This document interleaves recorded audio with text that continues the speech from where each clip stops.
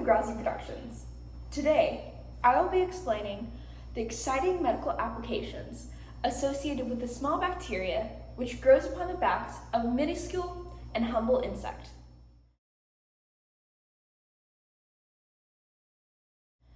Ants, often thought to be little more than a pest, could hold the secret to a problem that has plagued the medical community for the past century. Alexander Fleming discovered penicillin, the first antibiotic, which is used to treat a wide range of medical bacteria, in 1928.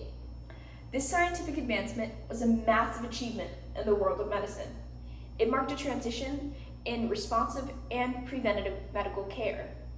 However, it also opened up a world of trouble unforeseen in the mid to early 20th century. Doctors would give away antibiotics like candy, which at the time seemed like a wise decision, considering their amazing health consequences.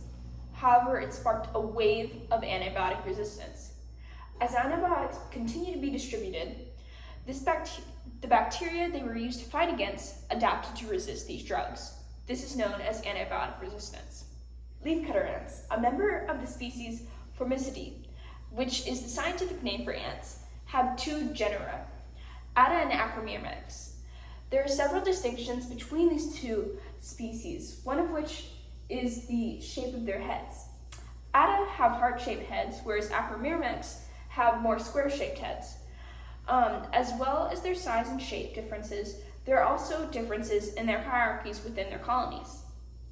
For instance, Acromyrmex ants do not have guard ants, which give a painful bite to ward off threats to their colonies, and most importantly, their queens.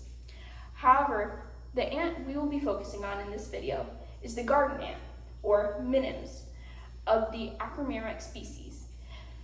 These ants play a vital role in maintaining the Leafcutter fungus, which is the ant's fungal garden and food source.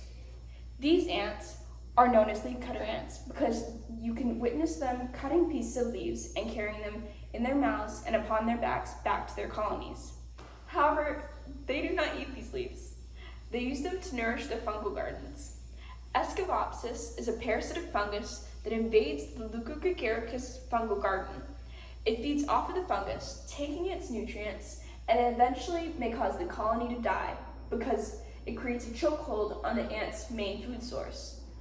To combat this parasitic relationship between Leafcutter and the escovopsis fungi, some examples of antibiotics which the actinomycetota bacteria help produce are aminoglycosides, anthracyclines, chloramphenicol, and macrolide.